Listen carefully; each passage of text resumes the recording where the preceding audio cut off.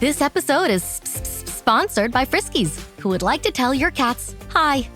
Now, if that didn't get your cat's attention, there is one thing that always does the trick. Just pour some Friskies crunchy food in the bowl and you'll hear those paws come running.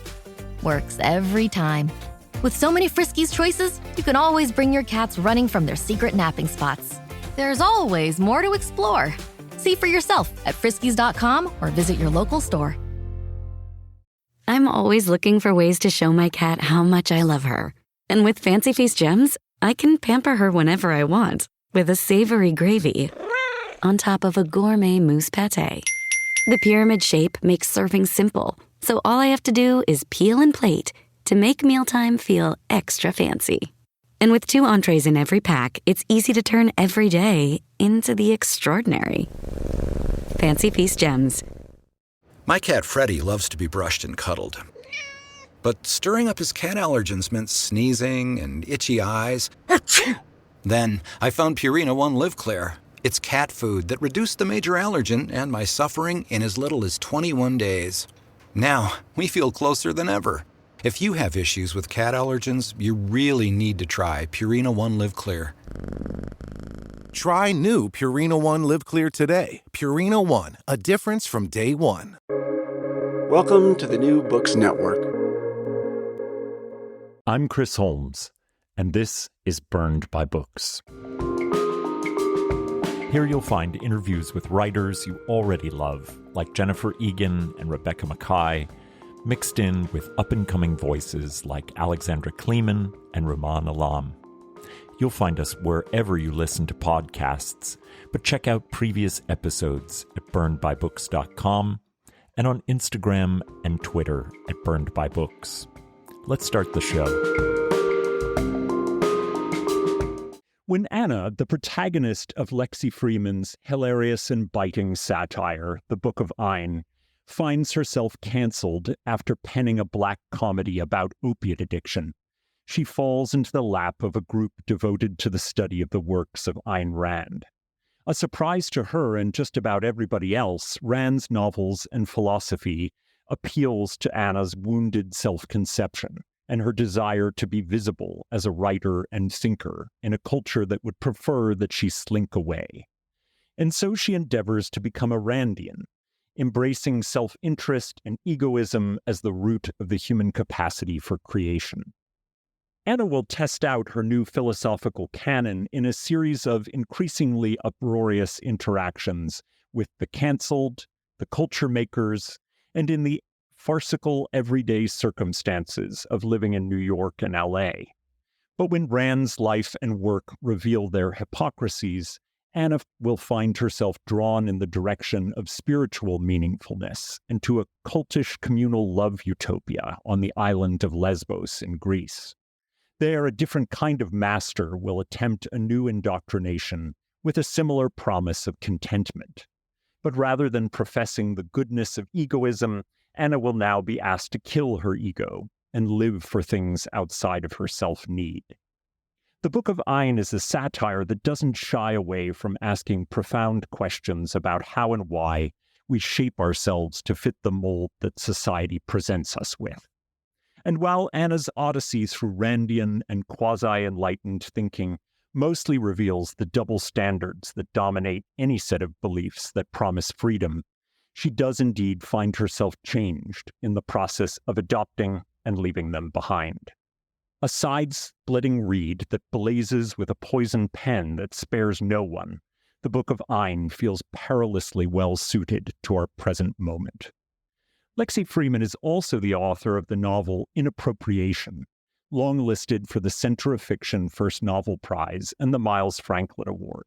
She's a graduate of Columbia's MFA in Fiction and worked as a fiction editor at George Brasilier for 5 years. She also writes for television. Welcome to Burned by Books, Lexi. Thank you. Wow, what an amazing description of the book. That was so good. Well, thank you so much, and thank you for being here. I want to start with a question about Ayn Rand, who I believed had been dead and buried as a cultural totem. Even the Randian high school boys seem to have given her up in favor of others. And I'm wondering why you decided to awake the sleeping giant and what brought her as an intertext into your novel. I think I just was interested in her because I kind of felt like I had tackled identity politics with my first book, and I wanted to sort of attempt maybe the impossible, which is like looking at the sort of the parts of capitalism that we might have more sympathy for or kind of interest in on the left, because I assume my readers are on the left. And so I thought that was kind of, a little bit of a challenge to try to make the kind of godmother of libertarianism and free market capitalism likable, or at least compelling and sympathetic in some way. So I think that was the challenge I set myself, and also I was just interested in her because I knew a little bit about her biography, and I thought she was an interesting character as a woman who had, achieved pretty phenomenal success as a writer and thinker in the early and mid part of last century. And so I sort of wanted to explore her as a kind of, she's not a feminist at all. She's some weird proto-feminist something. So I kind of, for those reasons, she was interesting to me. She's totally fascinating. And I was trying to imagine in her turn to Hollywood, the moment at which perhaps she and Faulkner would have like crossed paths, having both like turned to the other coast and writing. But she's very, very fascinating. And the book does a wonderful job of like reinvigorating her as a figure of fascination. When I think of characters, I don't usually think of them in good or bad terms. And I don't really ascribe to the notion of relatability as a key component for fiction. But I think it's a somewhat different thing to write the poorly behaved woman, in that it breaks an unwritten societal contract about women's necessary good behavior.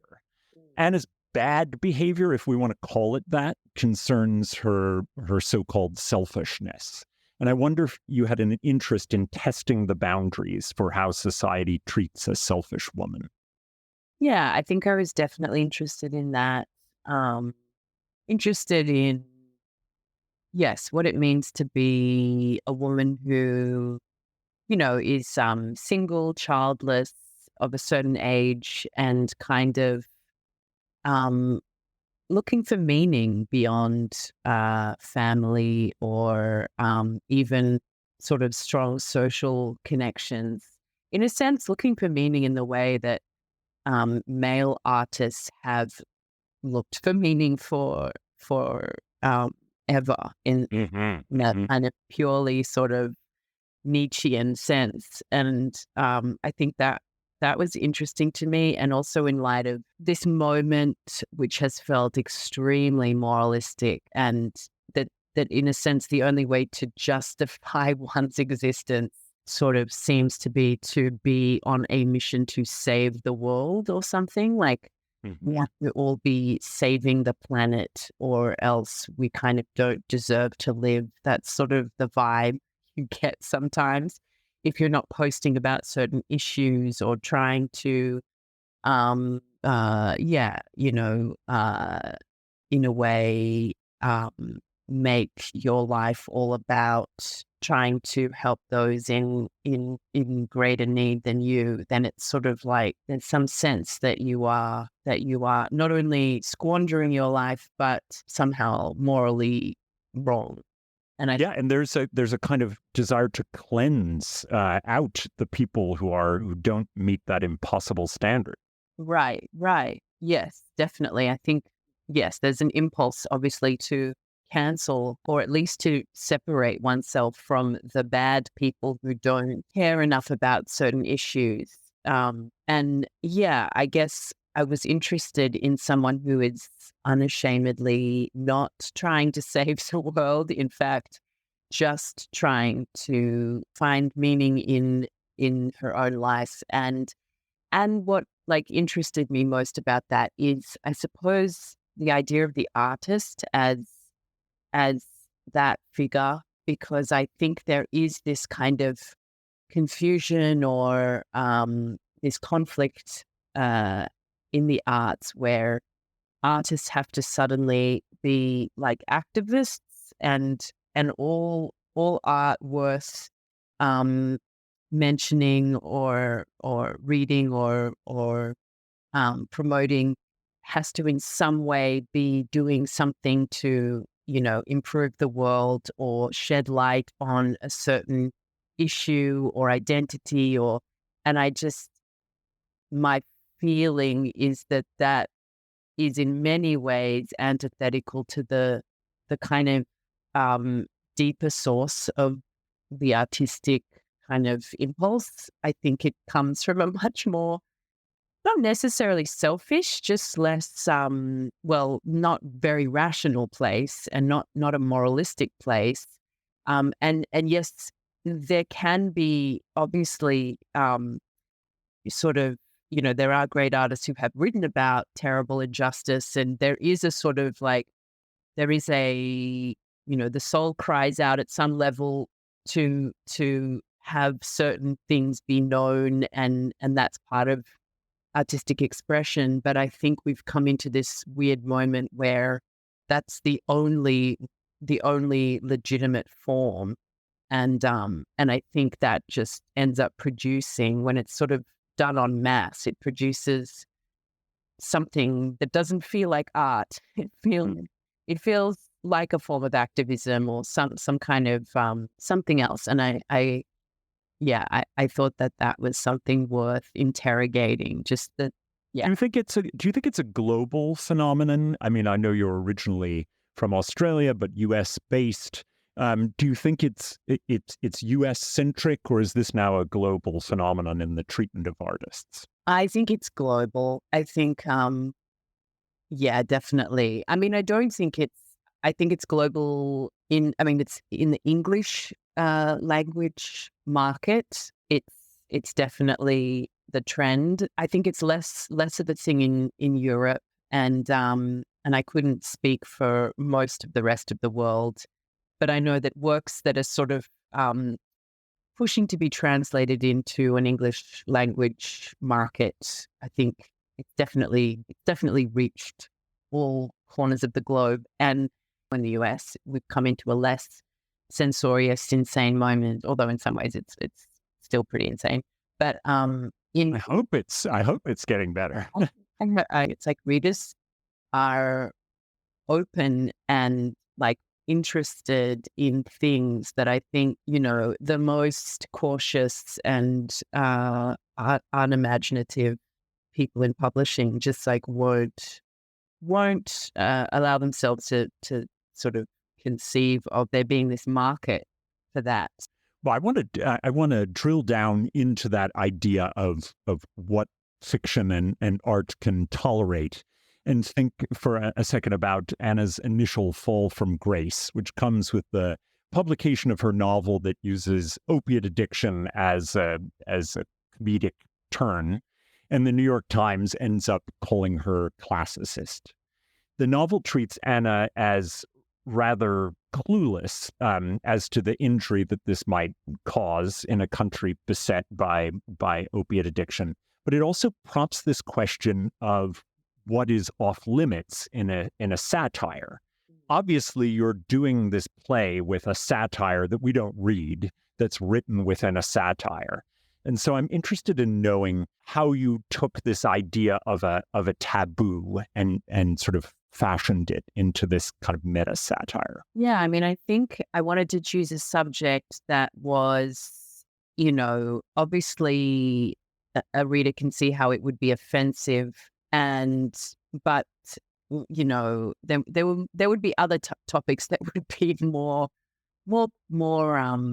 difficult for a readership to kind of laugh at. So I think class is one that feels easier to tackle, at least in the first paragraph of a book.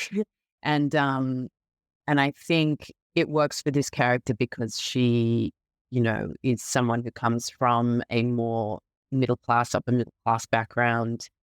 And it felt like, there is this tension in the US where there is a sense that some people's brain is not as great, or not, as not as worthy in terms of representation that others. And so I was sort of playing a little bit with this idea that some people might find it offensive, and then other people maybe would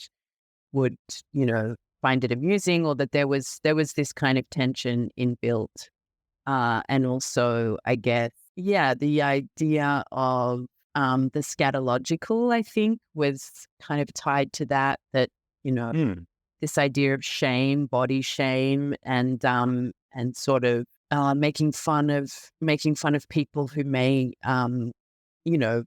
not have kind of the self-control to not shit their pants, I guess. And that becomes like a big theme for Anna herself as she sort of has her own experiences, gastrointestinal experiences. But she's got that roommate who's constantly not flushing his turds down the toilet, which becomes this sort of constant refrain. Yeah, and I guess exactly, it's like which people are ashamed of their bodily functions and which people are not. I think early on in the book, one of these like hot young influencer, micro content influencer type people is over at that apartment with her housemate, and making jokes about farting in front of boyfriends, and Anna is sort of furious that these young hot women get to sort of even contemplate behavior like that, whereas some people just don't get that choice in terms of like getting to be gross, and obviously mostly it's men who kind of get to fart in front of their girlfriends, and it's all fine. So there's a play there with like who gets to be gross or eventually be a body with functioning body that in any kind of public sense, and that there's like a hierarchy there. Her housemate kind of leaves his turds in the toilet, which is in a sense part of his arrogance of being a cute young man who is so sort of self-absorbed he doesn't even notice that he's not flushing. So like I think it's playing with that from the beginning, this idea of shame and shit and class and gender. Yeah.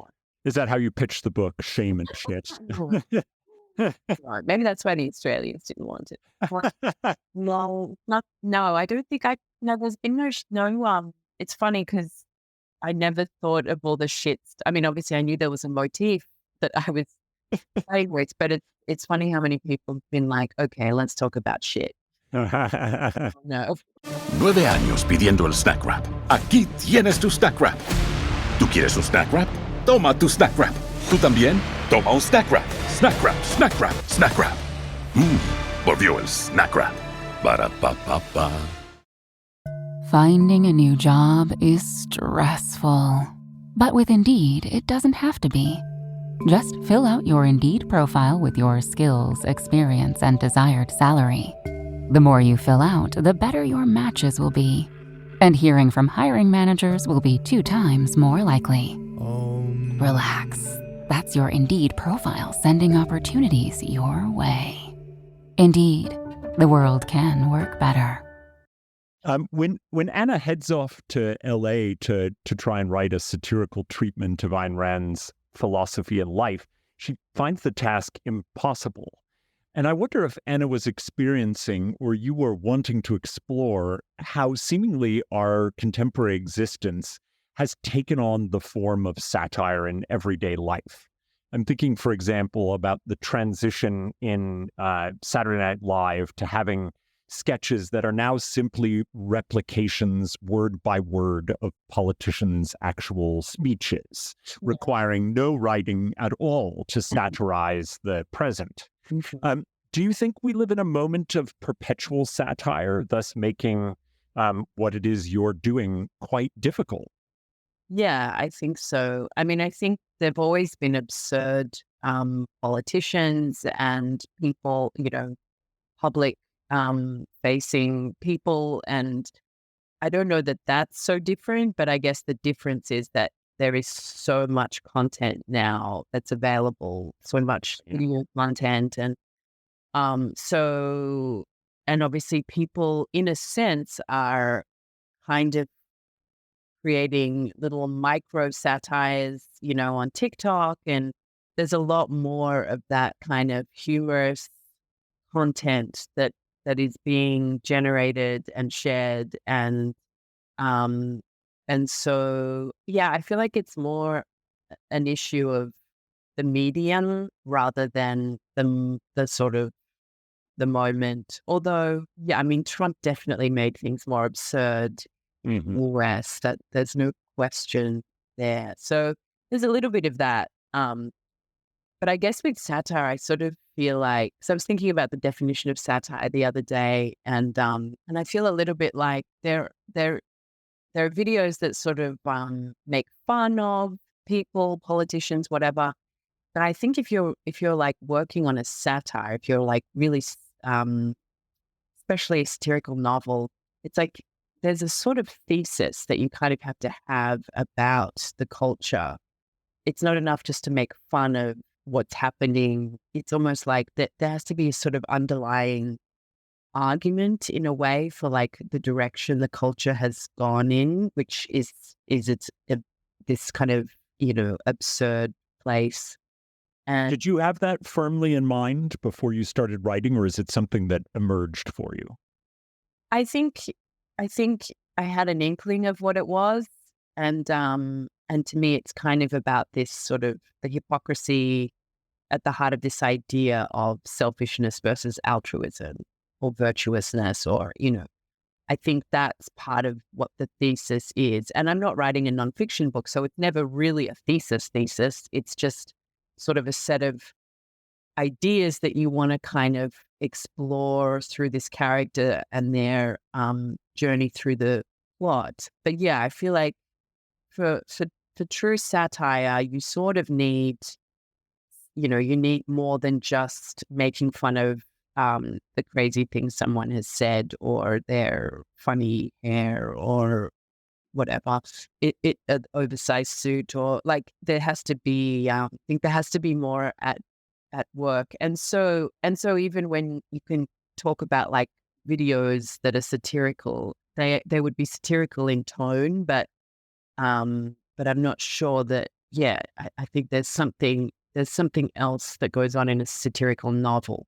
So that in a sense is a good thing, as it means I think that a satirical novel is doing more than just videos on the internet that might be very smart and very funny, but yeah, there's more of a kind of, through line, deeper exploration. I want to pick up on your use of the word hypocrisy there, because I really did feel like Anna's discoveries as she goes on this sort of odyssey were about forms of hypocrisy and kind of being able to make visible the ways in which the most doctrinal parts of our culture are always riven by hypocrisy. And I wonder if that was either tacitly or straight out front part of the thesis underlying your satire.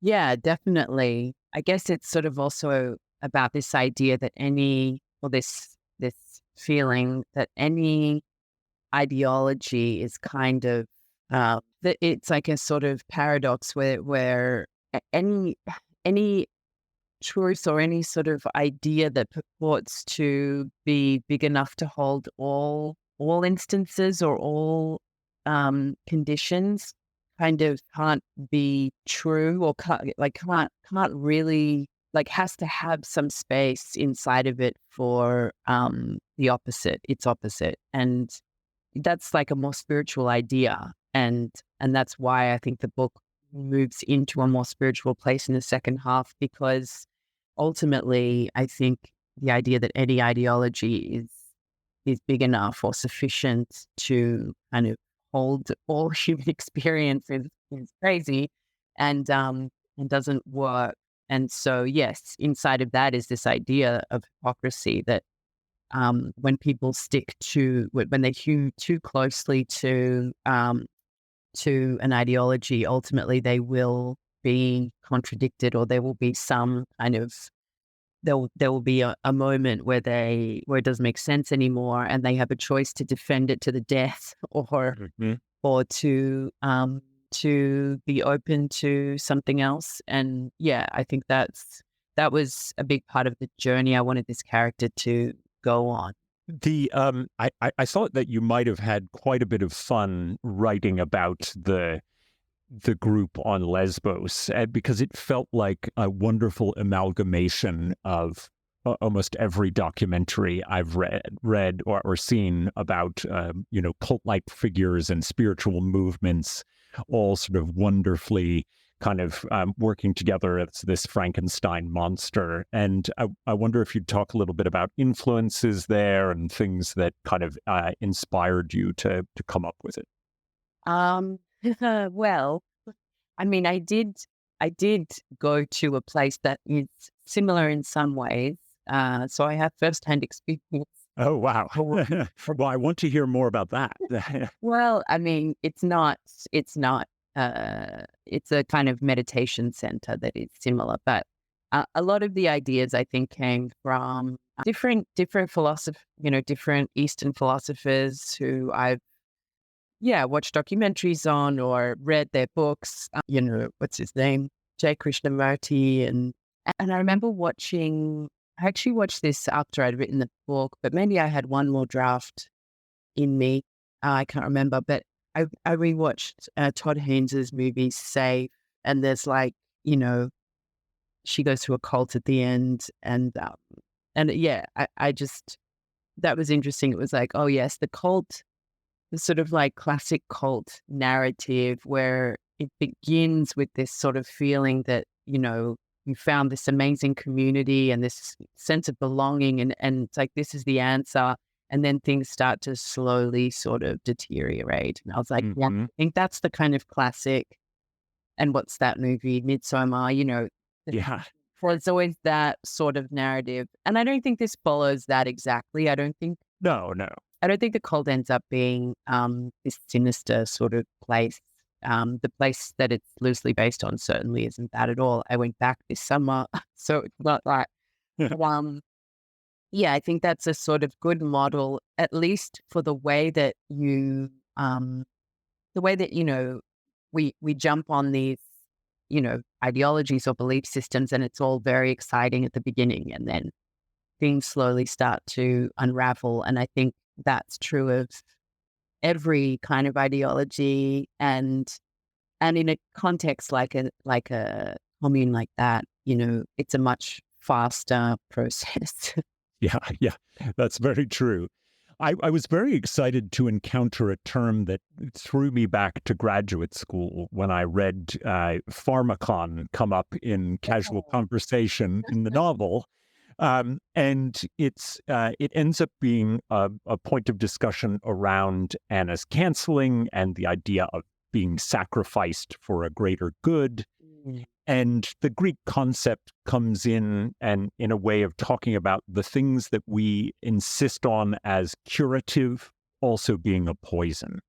And I'm interested how for you, pharmacon operates as a way of talking about all these different societal attempts to cure, to sanitize, to make right things, whether it's cancel culture or religions or corporatism. And I'd love to hear you talk about the pharmacon a little bit. Yeah, I mean, I think that section of the book, is talking about the idea of the scapegoat as as the pharmacon, the sort of like the cure for the society is to find a sacrificial, victim, uh, and that used to be an actual human, and then I think the Greeks were the ones who then put the goat in. made it a goat, and anyway, but this idea of scapegoating, I think, is sort of central to Anna's idea of herself as a victim of cancel culture, even though she's not really a big victim of cancel culture. But no, this is the identity that she's kind of she's adopted in a way, is this sort of scapegoat. And I think yeah, the idea of the pharmacon, that the thing that is supposed to cure the culture will also in a way poison it. I feel like there is something to be said for the way that, cancel culture and the big movements that have sort of used it, like Me Too, have, in ways shed light on things that needed to be known in the culture, and have sort of, created awareness in a way that is useful. But also, I think the idea of erasing the individual or an individual and a few individuals in service of a larger sort of project or for the group, there is something that poisons the culture when we do that, when we decide that every life and every individual is not sacred, and is not a person to be to have compassion for, to attempt to rehabilitate, or I mean that's kind of a strong word, but to dismiss people as evil and bad and kind of send them, banish them.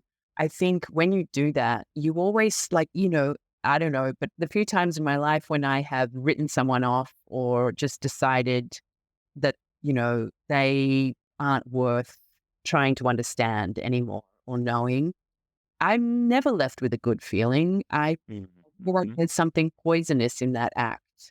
Never mind what, if you don't even want to think about what certain kinds of people deserve or not, it actually just poisons you, and it poisons the culture that you are trying to fix or improve, because it creates a kind of climate of fear and obviously surveillance. And I think that's kind of what, we've seen a little bit in the wake of these movements where the supposed cure, this kind of the scapegoat, then becomes this like specter that sort of haunts us. And this could happen to you, or and it's divisive, and it's so I think that idea is very much at the heart of what's happening in the book and Anna's journey. And it's funny being in Greece. I feel like the Greeks love to give you words like that, or they're always saying, that English word is actually a Greek word, and here's the so it does come up in these amazing words that are so profound and useful. They do just come up in conversation with Greeks. Oh, that's amazing. My only introduction to it was through Derrida. So I'm just like that. Everyone's walking around, I don't know. I think I have to get to Greece. It's not really true, but it is. Sometimes, it's a real, there is like a real kind of sense of pride in the etymology of these words. And well, before I let you go, I'd love to hear a little bit about things you've been reading recently, and anything that you're loving and might want to recommend to my audience. Sure. I've been reading, I was reading The Novelist by Jordan Castro, which is great. Lots of, he also writes about shit. Well, for the shit-loving members of Sherlock. It's very funny, and it's a great kind of like deep dive into sort of addiction and internet culture, and again the process of writing a novel, the artist process. And then I've been reading the books of Ayn Hervé Gibert. I don't know how to say that, but it's like Herve, and Gibert is Guibert. And I read a book called Crazy for Vincent over the summer, which I really loved. And it's just like I've never heard of it. he was he was writing kind of in the 80s mostly. He died of AIDS very young, and but his books are really just like shocking and so raw and funny. There's one I'm reading right now called Me and My Manservant and Me, which is just hilarious. It sounds, even the title is fantastic. Good. He's so good. And so I'm just like tearing through all his books. Those are great. I haven't heard of them, but now I have another scatological book and a raw book for turning to. And if you are similarly interested in the raw and the scatological, well, much more than that, but I can't recommend enough The Book of Ayn by Lexi Freiman. And it was a real delight to talk to you, Lexi. Thank you for taking the time. My pleasure. Thanks, Chris. Well, that's all from me for now. Thanks to Lexi Freiman for coming on the show to discuss her razor satire, The Book of Ayn. You can find links to purchase The Book of Ayn, along with all of Lexi's recommended books, at the website, burnedbybooks.com. There you'll find all of our previous episodes, links to buy a podcast t-shirt, and ways to get in contact. As you listen, take a moment to rate the show on iTunes, Spotify, or wherever you find your podcasts. Until next time, this has been Burned by Books.